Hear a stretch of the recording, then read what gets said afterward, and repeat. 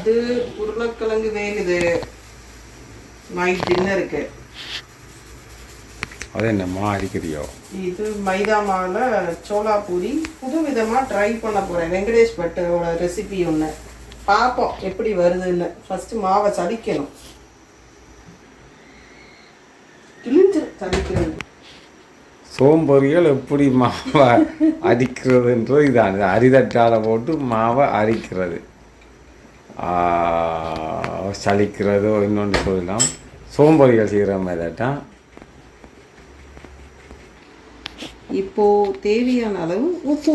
என்ன மைதா மாவுக்குள்ள? எஸ், மைதா மாவு. நம்ம சோளா பூரி தான் செய்ய போகிறோம். அதுலேயும் கொஞ்சம் டிஃப்ரெண்ட்டாக எப்பயும் மாதிரி இல்லாமல். ட்ரையல் பீஸ் நீங்கள் தானே. எனக்கு அவங்களுக்கு சாப்பாடு வேணுமா? இல்லை, இப்போ பசங்க வேணான்றது. அதில் கொஞ்சம் டர்மரிக் பவுடர், மஞ்சள் தூள்,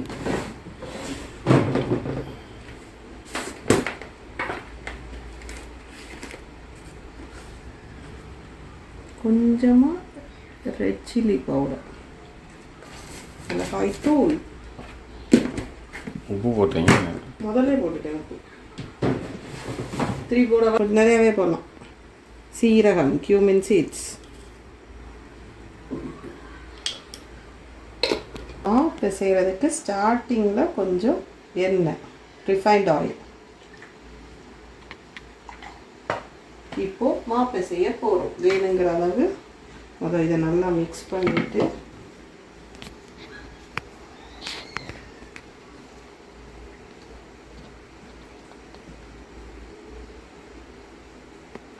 பூரி மாதிரி பிசைஞ்சு எடுத்துக்க வேண்டியதான். மக்களை பாருங்க, சோம்பொறி வந்து கிச்சனுக்குள்ளவே இருக்குது. வந்து எங்கள் ஹோலில் இருந்து ஏசியில் மாப்பி செய்யுது. என்ன இதுதான் சோம்பொறிகள் செய்கிற வேலை.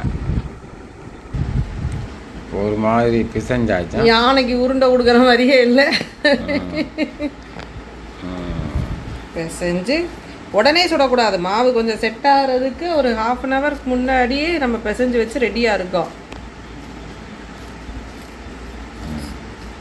ஸோ ஃபஸ்ட்டு நம்ம பொட்டேட்டோ மசாலா ரெடி பண்ண போகிறோம். அதுக்கு ரிஃபைண்ட் ஆயில், நல்லெண்ணெய் ஊற்றுனா நல்லா தான் இருக்கும். சரி, மிக்ஸ் பண்ணி ஊற்றுவோம். மக்களுக்காண்டி நல்லெண்ணெய் ஊற்று சாப்பிட போகிறது நாங்கள். இப்போ பச்சை மிளகாய், வெங்காயம், ஆமாம், எண்ணெய், உப்பு. உப்பு வந்து உருளைக்கிழங்கு அவியம் போலே போட்டாச்சு. ஸோ கொஞ்சமாக உப்பு, கொஞ்சமாக உருளைக்கிழங்கு அவிச்சு வச்சுருக்கேன். இதாக இருக்குது அவிச்சு வச்சு. வீடியோகிராஃபர்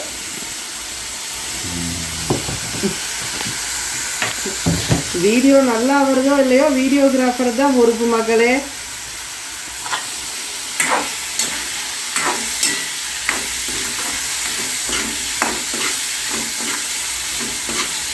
நல்லா ஒரு ஃபுல்லாக குக் ஆகக்கூடாது. பிரியாணிக்கு மாதிரி ஒரு 70% குக் ஆனால் போதும்.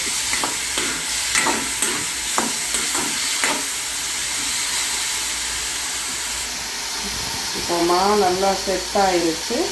பூரிக்கு ஏற்ற மாதிரி அது வதங்குறதுக்குள்ளே குயிக்காக அடுப்படியில் 1 மணி நேரம் 2 மணி நேரம் நிற்கக்கூடாது. ஃபாஸ்ட்டாக வேலை பார்க்கணும். மரியாதையோட மூடி நான் பூவா குடிக்கிறேன். இந்த புகைக்க நிற்கிறாது. சாப்பிடும் போது டேஸ்ட்டாக இருக்குல்ல. ஸோ இது நல்லா ரவுண்டாக இந்த சைஸுக்கு குட்டி எலுமிச்சம்பழம். இது புதுசாக பார்க்குறவங்களுக்கு தான் நான் சொல்கிறது. தெரிஞ்சவங்க கமெண்ட் அடிக்காதீங்க எனக்கு.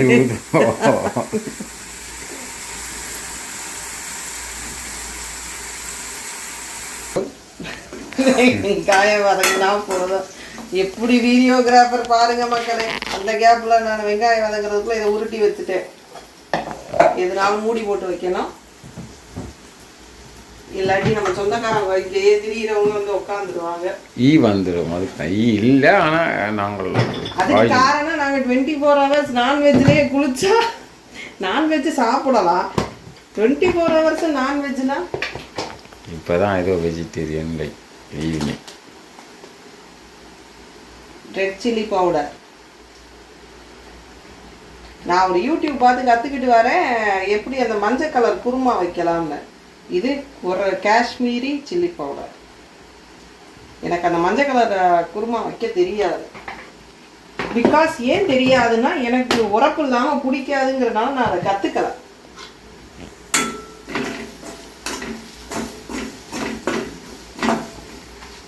கண்ணெறி நான் போகிறேன். இருங்க இருங்க.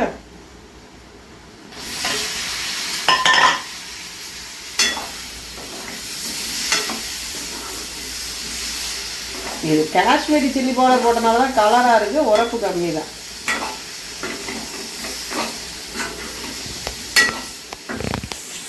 கரட்டி முடிச்சுட்டு காமிக்கிறேன் மக்களே. ஃபைனலாக நல்லா அந்த எண்ணெயில் பச்சை வாடை போக பிரட்டி எடுத்தாச்சு. ஸோ இதுதான் நம்ம பூரிக்கு செஞ்ச மசாலா. ஆக்சுவலாக நான் இதுதான் எப்பயும் ரெகுலராக செய்வேன்.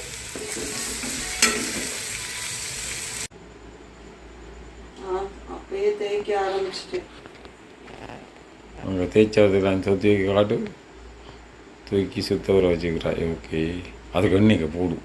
இந்த இது ஒன்று தேய்ச்சி காமிக்கிறேன். அதாவது யாருக்கெல்லாம் பூரி செய்ய தெரியாதோ அவங்களுக்கு செஞ்சு காமிக்கிறேன். நல்ல மாவில் டிப் பண்ணிவிட்டு ரவுண்டாக வரணும்னா நம்ம ஒரு டிஃபன் பாக்ஸ் எடுத்து கட் பண்ணிக்கலாம் ரவுண்ட் ஷேப்பில்.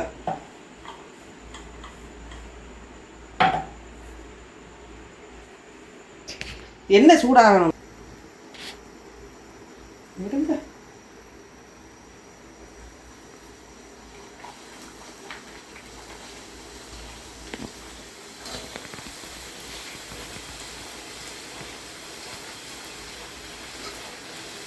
நல்லா பொங்கி வந்து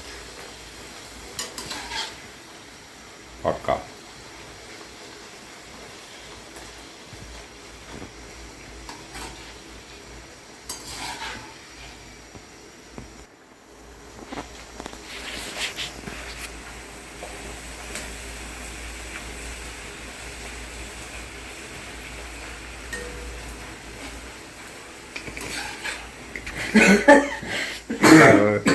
மக்களை எல்லா பூரியும் அமுக்கி விட்டார் பாருங்க மக்களை.